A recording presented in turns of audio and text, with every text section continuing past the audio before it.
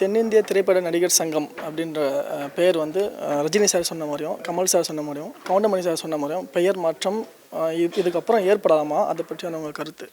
எனக்கு தெரிஞ்சு இந்த இந்த ஒரு விஷயம் first that is not the most important matter. With due respect to Rajini sir and Kamal sir எல்லாருக்கும். என்ன தனிப்பட்ட முறையில் என்ன கேட்டிங்கன்னா, தென்னிந்திய நடிகர் சங்கம் இருந்தால் பெட்டர்னு தான் நான் சொல்லுவேன். அது வந்து இப்போ என்ன சொல்லுவாங்கன்னா, ரஜினி சாருக்கு கருத்தை வந்து நான் ஏற்றுக்கல, கமல் சார் கருத்தை நான் ஏற்றுக்கலன்னு. பட் என்னை பொறுத்த வரைக்கும் தென்னிந்திய நடிகர் சங்கம் இருந்தால் பெட்ரு. இப்போது I come to the point. நடிகர் சங்கம், தென்னிந்திய நடிகர் சங்கம் என்ற பேர் மாற்றம் வந்து நிறைய லீகல் விஷயங்கள் இருக்குது. It's not a easy process. சும்மா போர்டு அழிச்சு வந்து மாற்றுறது மாதிரி அப்படி இல்லை. நிறைய ஃபார்மாலிட்டிஸ் இருக்குது. So it is a larger body. அதாவது 3500 மேலே மெம்பர்ஸ் இருக்கும்போது பொதுக்குழுவில் தான் அது வந்து கேட்டு அது விவாதித்து அது வந்து முடிவு எடுக்கப்பட வேண்டிய ஒரு விஷயம். ஸோ நிறைய விஷயங்கள் இருக்குது. அது பண்ண வேண்டிய விஷயங்கள் நான் வேறு நிறைய இருக்குது. உங்கள் கல்யாணம் எப்போன்னு நான் கேட்க மாட்டேன். ஏன்னா வந்து நடிகர் சங்கம் கட்டி முடித்த உடனே ஃபஸ்ட் ஃப்ளோர் உங்களுக்கும், செகண்ட் ஃப்ளோர் ஆரியாவுக்கும் ஃபிக்ஸ் பண்ணியிருந்தீங்க. நீங்கள் சொல்லியிருக்கீங்க அங்கே தான் நடக்கும்ன்றது. அப்படின்ற பட்சத்தில் உங்கள் குடும்பத்தில் இப்போவே எதிர்ப்பு அப்படின்ற நீங்களே சொன்னீங்க ப்ரெஸ் மீட்டில், எதிர்ப்பு தெரிவிக்கும் வகையில் நடிகர் சங்கம் வந்து நான் என் மேரேஜ் வந்து அங்கே தான் நடக்கும், அங்கே தான் பண்ணுவேன் அப்படின்ற பட்சத்தில் உங்கள் வீட்டில் எந்த மாதிரியான எதிர்பார்ப்பு? நீங்கள் ஃபஸ்ட் ஃப்ளோர் எனக்கு, செகண்ட் ஃப்ளோர் ஆரியாக்குன்னா இப்போ எங்களை உள்ள தூக்கி போட்டுருவாங்க. ஏன்னா இது ட்ரஸ்ட்டு. இது வந்து நான் அந்த இடத்துல கல்யாண மண்டபம் வரும்போது டெஃபினட்டாக என் கல்யாணம் நடக்கும்னு தான் சொல்லியிருக்கேன்.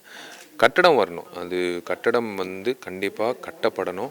நலிந்த நாடக நடிகர்கள்லேருந்து உறுப்பினர்கள், மூத்த உறுப்பினர்கள் எல்லாருக்கும் வந்து நல்லது நடக்கணுன்ற அடிப்படையில் அந்த கட்டடம் வரணும். இப்போ நீங்கள் வந்து சொன்னீங்க நான் பச்சை தமிழன் அப்படின்னு சொன்னீங்க. உங்களுக்காக வந்து சீமான் வந்து அங்கே ப்ரெஸ் மீட் வச்சு அவர் தமிழனே இல்லை அப்படின்ற மாதிரி விஷயத்த சொல்கிறார். நான் சீமான் அண்ணனுக்கோ இல்லை யாருக்கோ நான் பதில் சொல்லணுன்னு அவசியமே இல்லை. என்னோடய பர்த் சர்டிஃபிகேட் வந்து நான் பிறந்தது சென்னை, நான் வளர்ந்தது சென்னை. இது வந்து இப்போ நான் தமிழனா இல்லையான்றது நான் நாட்டில் ஒரு முக்கியமான பிரச்சனையா? முதல்ல ஒரு வேளை நான் இல்லாமலே இப்போ இருக்கட்டுமே, அது ஒரு முக்கியமான பிரச்சனையா? இப்போ என்ன அதனால என்ன நடக்க போகுது? நாட்டில் எவ்வளோ நல்லது பண்ணணுங்க. ஸோ அது பண்ணிவிட்டு நானும் நல்லது பண்ணுறதுக்கு முயற்சி பண்ணுறேன். எல்லோரும் நான் நல்லது பண்ணட்டோன்னு. அது வந்து நான் தமிழனா இல்லையா அது போய் நான் ப்ரூவ் பண்ணுறது I don't want to waste my time seriously.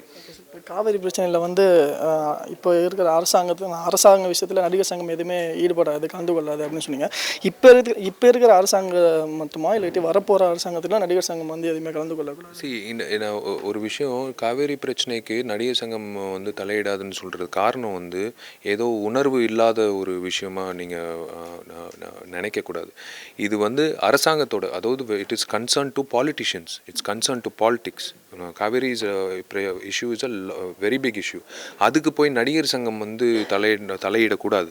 அதுதான் எங்களோட கருத்து. அது வந்து அரசாங்கத்தோட பொறுப்பு. அவங்க செயல்பட்டுட்டு இருக்காங்க. ரெட் பிக்ஸ் நேயர்களுக்கு என்னுடைய இனிய தீபாவளி நல்வாழ்த்துக்கள். தயவு செய்து சொசைட்டிக்கு ஏதாவது நல்லது செய்யுங்க. அது ஏதோ ஒரு வகையில் நல்லது செஞ்சிங்கன்னா கண்டிப்பாக கடவுள் உங்களை நல்லபடியாக பார்த்துப்பாங்க. God bless you.